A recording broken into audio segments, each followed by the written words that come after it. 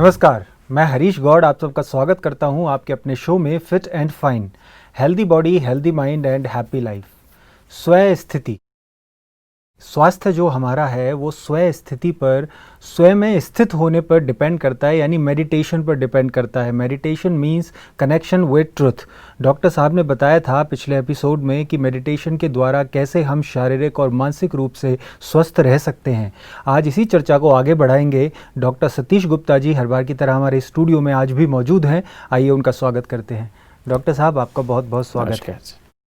Doctor साहब, पिछले episode में आपने बताया था कि हमारे जो विचार हैं उनका हमारी कोशिकाओं पर, हमारी कोशिकाओं में जो रिएक्शंस होते हैं उन पर कितना असर पड़ता है।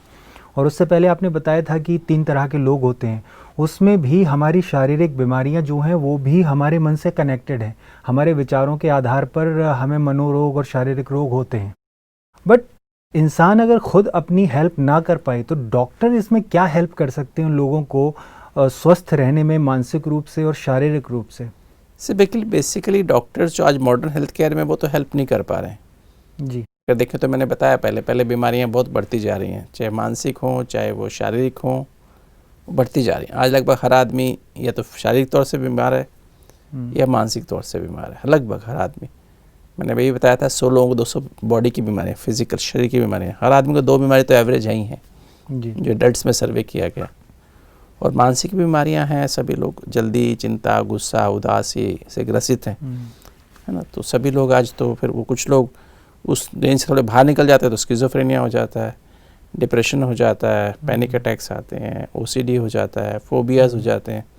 उस रेंज से थोड़ा सा बाहर निकलें। ज़्यादा ही अगर आप सेंसिटिव हो गए डिप्रेशन में चले जाएंगे, ज़्यादा ही अगर आप उस सस्पिशियस हो गए, स्किज़ोइड हो गए तो स्किज़ोफ्रेनिया हो जाएगा, है ना। मतलब वो उसी की एक ज़्यादा परफेक्शनिस्ट हो गए तो आप ओसीडी में चले जाएंगे, है ना जी। तो मतलब थोड़ा सा एक जैसे ना एक बॉर्डर क्रॉस कर लिया तो इधर गए तो उसमें चले जाएंगे। तो एक लिमिट क्रॉस होने के बाद हम साइकेट्रिक प्रॉब्लम से फंस जाते हैं।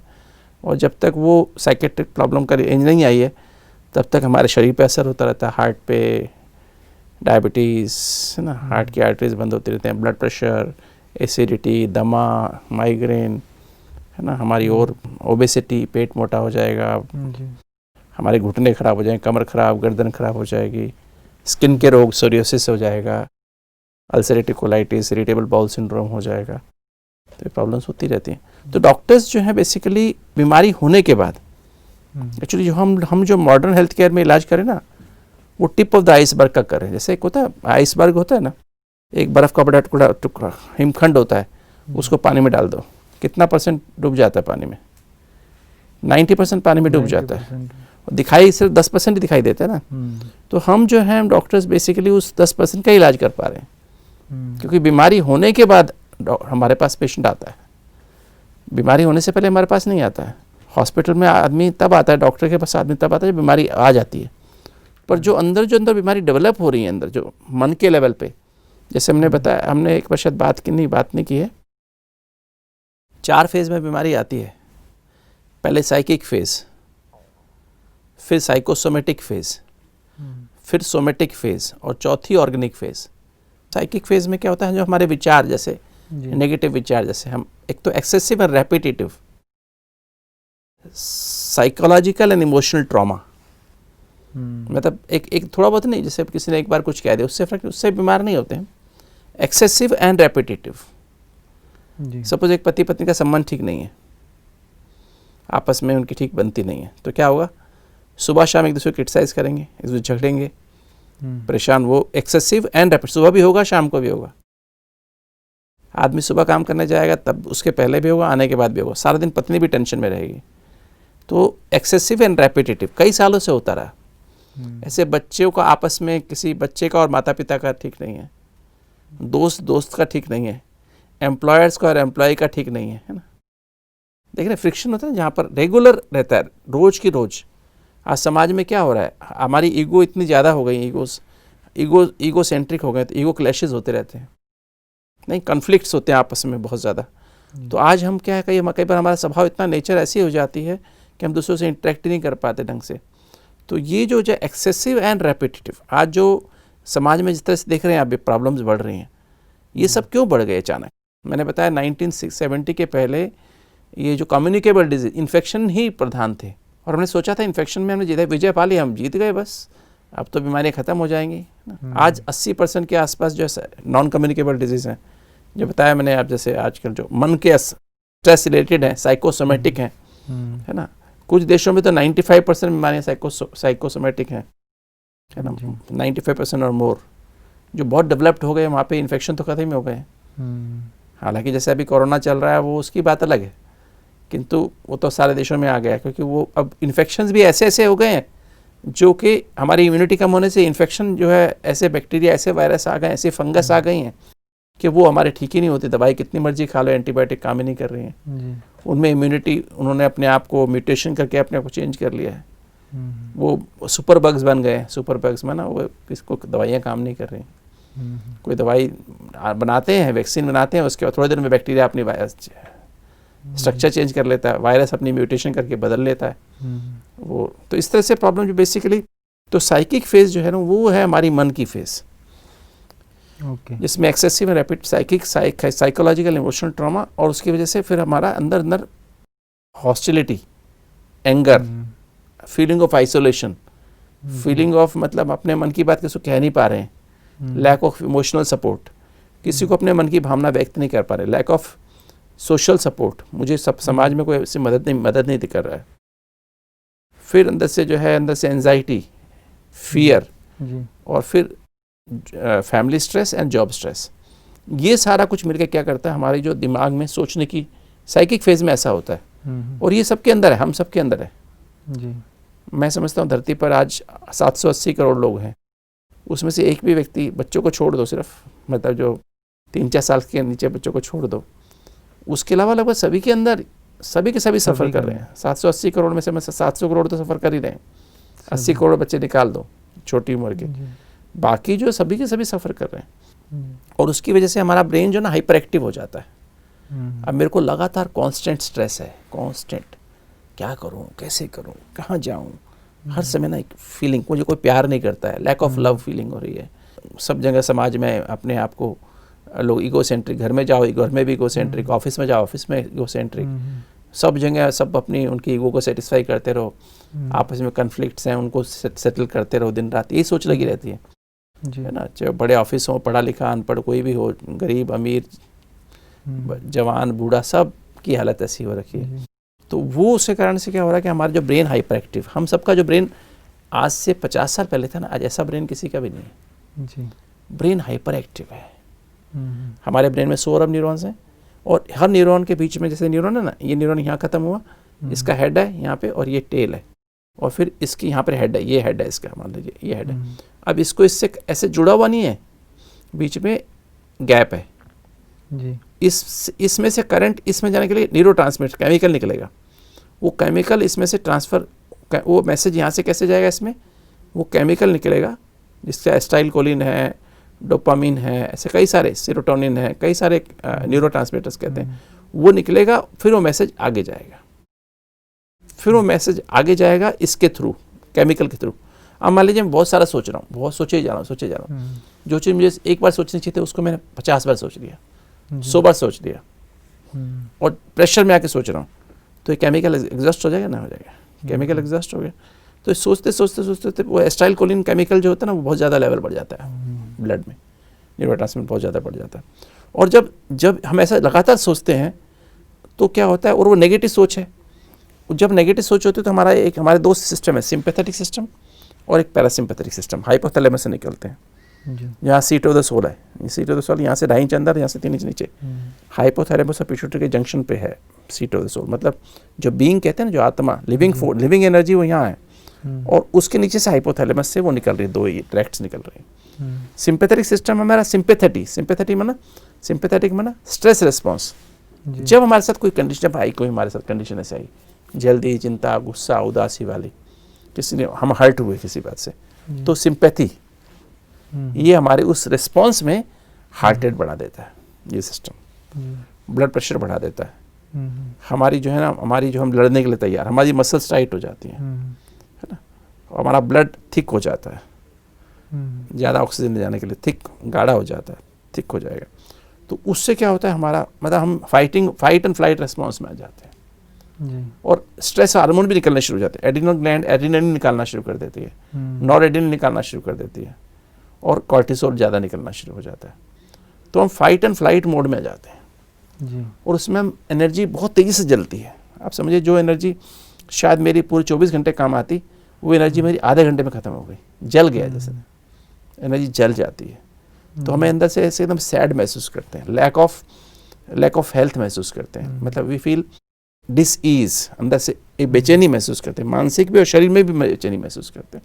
होता है ना, देखो जब सिर भारी हो जाता है अचानक, कोई बात हमें अच्छी नहीं लगती ना, सिर भारी हो जाता है, दिल में कुछ धक धक होने लगती है, नसों में जैसे कुछ टाइटनेस महसूस होने लगती है, मसल्स में टाइटनेस महसूस होती है ना, होता है ना ऐसा, सभी को महसूस होता होगा। अंदर से लैक ऑफ एनर्जी हो जाता है और थोड़ी देर में ना हम लोग एनर्जी जैसे कुछ करने की हिम्मत नहीं रहती है। गुस्सा तो एक बार कर लिया पर एनर्जी खत्म हो गई है ना, एग्जॉस्ट हो जाते हैं। तो ये एक सिंपैथेटिक सिस्टम है। ये जो है हमारा, जैसे ही हमने कुछ भी गलत किया जो हमारे सिस्टम को डैमेज करने वाला है, हमारी सेल्स में रिएक्शंस बढ़, जो मैंने बताया था कल भी लास्ट एपिसोड में डिस्कस किया, जब हम जल्दीबाजी करते हैं रिएक्शन 1 लाख की वजह 1,20,000 लगभग, चिंता करते हैं तो 1,40,000 लगभग, इरिटेट होते हैं 1,60,000, रिएक्शन की संख्या बढ़ जाती है, बम्बार्डमेंट तेजी से होने लगती है, न्यूरोपेप्टाइड बनने लगते हैं तेजी से, नेगेटिव केमिकल्स का निर्माण, विचारों जैसे हर विचार केमिकल में बदलता है न्यूरोपेप्टाइड, और उससे वो डैमेज वो 1 सेकंड में से कम समय में उस सेल्स पे पहुंच जाए। सेल्स पे रिसेप्टर्स होते हैं और वो मैसेज, एक ब्रेन से मैसेज उस पर पहुंच जाता है, सेल्स में एक्टिविटी तेजी से बढ़नी शुरू हो जाती है, रिएक्शंस की संख्या बढ़नी शुरू हो जाती है, और रिएक्शन की संख्या में टॉक्सिन ज़्यादा बनने शुरू हो जाते हैं, फ्री रेडिकल्स ज़्यादा हो जाते हैं, टॉक्सिन्स बढ़ जाती है, सेल टॉक्सिन से भर जाती है ना, और सेल जब टॉक्सिन से काम करना छोड़ देगी। सिंपल सी बात है, देखो जब हमारी बॉडी में टॉक्सिन भरते हैं तो क्या होता है, ठीक है, आपकी मान लीजिए कार चला रहे हैं और कार की जेट में कचरा फंसता जा रहा है, पेट्रोल क्लीन नहीं है, डीजल क्लीन नहीं है, तो क्या होगा, शुरू में तो कार चलेगी, कि तो जैसे ही पूरा बंद होने लगेगा तो क्या होगा, रुक जाएगी, कार रुक जाएगी। सेम चीज़ हमारे बॉडी में सेल्स में होता है, जब टू मच टॉक्सिन्स इकट्ठे हो जाते हैं तो सेल्स वो आउट ऑफ सर्किट से बाहर निकल जाती है। कई बार डॉक्टर साहब क्या होता है कि सोच से, हमारे विचारों से हमारा जो स्वास्थ्य है वो प्रभावित होता है, ये बात सही है। हम उसको ठीक भी करने की कोशिश कर सकते हैं अगर वो हमारे अंडर में है। लाइक हम ज़्यादा चिंता कर रहे हैं किसी चीज़ को लेकर के, तो हम कंट्रोल कर सकते हैं, मेडिटेशन करेंगे, थोड़ा आराम मिलेगा, थोड़ा सा पावर आएगी। हम अगर ज़्यादा गुस्सा कर रहे हैं उसको कंट्रोल कर सकते हैं, हम लोगों की चीज़ों को नज़रअंदाज भी कर सकते हैं। लेकिन कुछ सिचुएशंस ऐसी होती हैं कि हम अगर चाहें भी अपने आप को कंट्रोल करना, अपने आप को ठीक करना मेडिटेशन के द्वारा, बट सामने से सिचुएशंस ऐसी क्रिएट होती हैं कि वो हमारे अंडर में नहीं होता। लाइक कुछ घरों में भी ऐसी सिचुएशंस होती हैं, जैसे कोई पत्नी है, उसका पति उसको ज़्यादा परेशान करता है। पत्नी तो चाहती है, पत्नी खुद से अगर किसी की चिंता कर रही है तो कंट्रोल कर सकती है, लेकिन पति उसको छोटी छोटी बातों पे मारता है, उससे झगड़ता है, वो थोड़ा शॉर्ट टेम्पर्ड है, वो मारता है, बिना किसी बात के मारता है या झगड़ता है या थ्रेट्स अपनी पत्नी को देता है। या बाहर भी ऐसे हैं, यार दोस्तों में ऐसा होता है कि हम तो अपने आप को सुधार लेंगे, लेकिन सामने से चीज़ें ऐसी हो रही हैं कि कोई किसी को थ्रेट दे रहा है या कोई किसी से झगड़ा कर रहा है ज़बरदस्ती, सामने वाले को कंट्रोल नहीं कर सकते। ऐसी सिचुएशन में तो बड़ा मुश्किल है कि हम तो चाहते हैं, बट कैसे अपने विचारों को ऐसे वक्त में कंट्रोल करें, क्योंकि हमें तो डर बना हुआ है, डर की भावना पैदा होने लगती है। जब आप ऐसा होने लगते हैं अंदर से जी, तो उस समय क्या होता है, आप असहाय महसूस करने लगते हैं, you start having self pity. ये सुसाइडल जो केसेस है ना, ये भी इसी कारण है, जब इंसान अपने आप को असहाय महसूस करता है। मैंने बताया केमिकल का जब फ्लो, जैसे केमिकल एग्जॉस्ट हो गया ना जी, तो अब केमिकल एग्जॉस्ट हो गया, अब मैसेज तो फायर तो हो रहा है ऊपर से, अब मैसेज नीचे ट्रांसफर नहीं हो रहा है।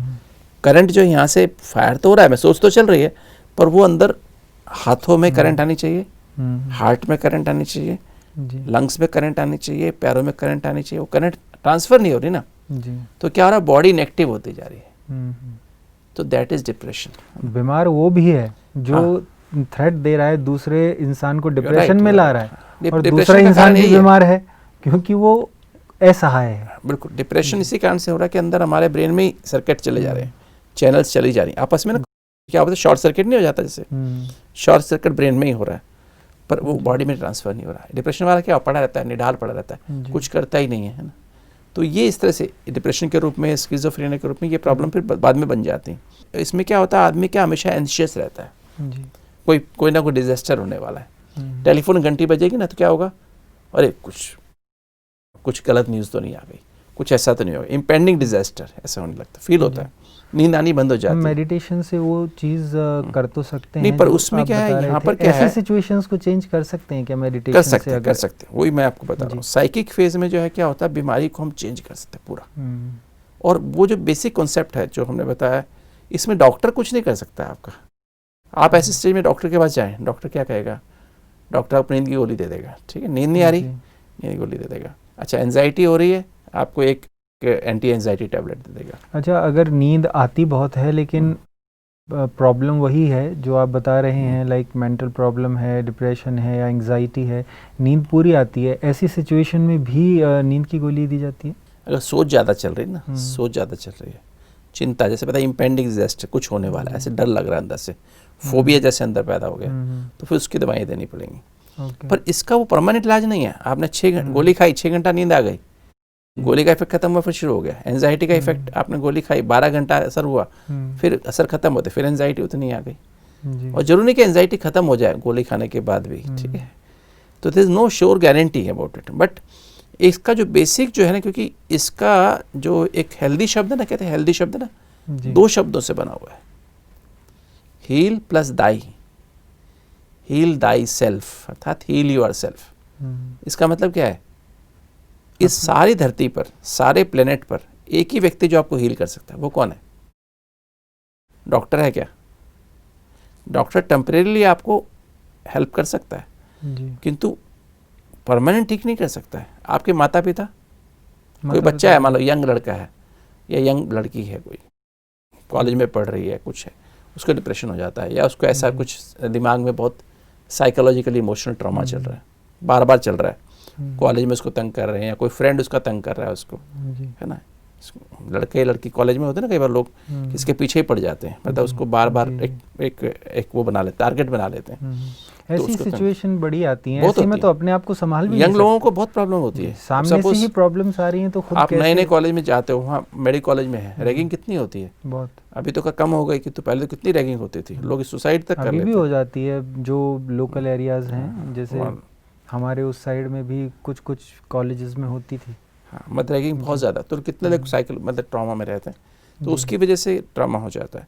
तो अब जो है बेसिकली इसका हेल्प माता पिता भी नहीं कर सकते, कोई नहीं कर सकता। अच्छा, इसमें जो है भगवान भी नहीं कर पाता है जी। अब भगवान को याद करो, वैसे ही याद करो, भक्ति करो। मैं मान रोज पूजा करता हूँ, मैं सत्यनारायण की आरती करता हूँ या हनुमान जी की आरती करता हूँ, तो मेरा क्या वो प्रॉब्लम सॉल्व नहीं होती है, बिकॉज उससे सॉल्व नहीं होगी। किंतु मुझे समझना है पहली बात यहाँ पर कि हील प्लस मतलब इस सारे प्लेनेट पे एक ही आदमी जो मुझे हील कर सकता है, वो सिर्फ मैं हूँ। आप अपने लिए, मैं अपने लिए, या जो किसी को भी प्रॉब्लम है वो खुद कर सकता है। डॉक्टर उसको गाइड कर सकता है, माता पिता उसकी मदद कर सकते हैं। और भगवान और इंसान और भगवान में क्या फ़र्क है? अगर इंसान ने, आप एक बार करोगे तो इंसान भी एक बार कर देगा। आपको पता है ना, जैसे मान लीजिए हम लोग नहीं बर्थडे होते हैं ना, बर्थडे में जाते हैं, किसी का जन्मदिन होता है, गिफ्ट दे के आते हैं, शादी में गिफ्ट दे के आते हैं, और गिफ्ट पे अधिकतर वो लिखा रहता है, निशान लगा रहता है कि भाई कितने पैसे किए। लोग उसको अधिकतर मिटा देते हैं, है ना, या उस पर पेन से इंक लगा देते हैं। और जब आप किसी उसके यहाँ जाएंगे तो क्या करेंगे, आप भी लगभग उतनी कीमत की गिफ्ट दे के आते हैं जी। किसी ने 500 वाली दोगे तो आप उसको 5000 की देके नहीं आते हो, इज़न्ट इट? सेम इंसान करते हैं हमारे साथ। किंतु भगवान जो है क्या करता है, आप एक कदम हिम्मत का उठाए ना, तो भगवान आपकी 100 गुना मदद करता है। तो पर ये समझने की बात है, आपका स्वास्थ्य आपके हाथ में है। चाहे आप अभी साइकिक फेज में हैं, अभी बेस्ट टाइम है जिससे आप अपने आप को ठीक कर सकते हो।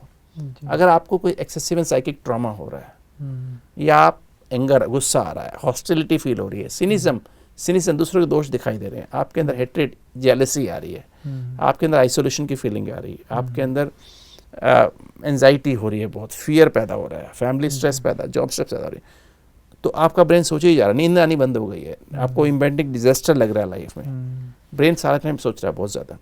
तो उस समय आपको meditation is the best. Meditation क्या है मैंने बताया, हेल्दी माना स्वस्थ, स्व माना क्या है, स्व माना इनर सेल्फ। पहली बात है सेल्फ रिस्पॉन्सिबिलिटी। तो पहला कॉन्सेप्ट जो है इस बीमारी से निकलने का इस स्टेज में वो है सेल्फ रिस्पॉन्सिबिलिटी। ये नहीं समझना कि मेरे माता पिता मुझे मदद कर देंगे, मेरे कुछ डॉक्टर्स मदद करेंगे, मैं दवाई खा लूँगा, कोई मदद नहीं करेगा। आपको पहले अपने हाथ में हिम्मत लेनी है। अपने मेरा हाथ जगन्नाथ ना, मेरा स्वास्थ्य मेरी हाथ में, मेरी मुट्ठी में। तो जब आप जागेंगे, आप अलर्ट होंगे, तो आपको मदद लेनी पड़ेगी। आप अपने अंदर से मजबूती लाइए और एक कदम उठाइए कि मुझे ठीक करना है। फिर दूसरी बात क्या, सेल्फ अवेयरनेस। अब मुझे खुद को खुद ठीक करना है। अब कौन है वो ठीक करने वाला, कौन है ठीक होने वाला, कौन है, ये समझ होनी चाहिए। हीलर कौन है और हील किसको करना है। हेल्दी माना स्वस्थ, स्व माना इनर सेल्फ, अंदर वाला मैं, बाहर वाला मैं नहीं। सतीश गुप्ता तो बाहर वाला मैं है, डॉक्टर तो बाहर वाला मैं है, हरीश तो बाहर वाला मैं है ना। आप फिल्म में काम करते हैं, बाहर वाला रोल है आपका, पर अंदर वाला कौन है। तो स्व माना इनर सेल्फ, अस्त माना कॉन्शियस, इनर सेल्फ माना आत्मा, बीइंग, सोल कॉन्शियस। ये समझना कि जब मैं अपने को आत्मा समझूं, जो मैंने पहले भी बात कही है कि स्वस्थ माना स्वस्थ, जो स्वस्थ स्थिति में स्थित है, मतलब आत्मिक स्थिति में स्थित है, तो वो स्वस्थ है। तो इस बात को बहुत गहराई से हमें रियलाइज करना है। हीलर जो है वो कौन है। हीलर मैं आत्मा हूँ, बीइंग है, अंदर वाला मैं है। उसके पास वो एनर्जी है जिससे वो इस शरीर को हील कर सकती है।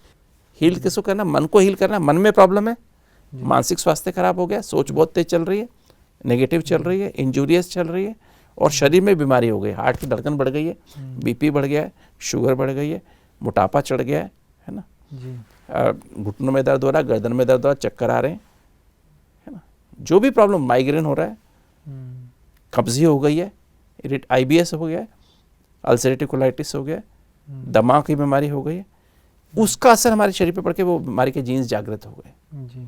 अब हमें क्या करना है, अब हमें क्या करना है, इसको जागृत करना। ये समझना कि मैं हीलर, मैं आत्मा हूँ, इसकी गहराई में जाना। जब आत्मा समझेंगे तो परमात्मा से कनेक्ट, पावर हाउस से कनेक्शन हो, करंट आनी शुरू हो जाएगी, शांति प्यार खुशी की एनर्जी आनी शुरू हो जाएगी, रिएक्शन कम हो जाएंगी, क्या होगा, सारे टॉक्सिन बाहर निकल जाएंगे, मन भी ठीक और शरीर भी ठीक होना शुरू हो जाएगा। जी डॉक्टर साहब, आज की चर्चा बहुत खूबसूरत रही।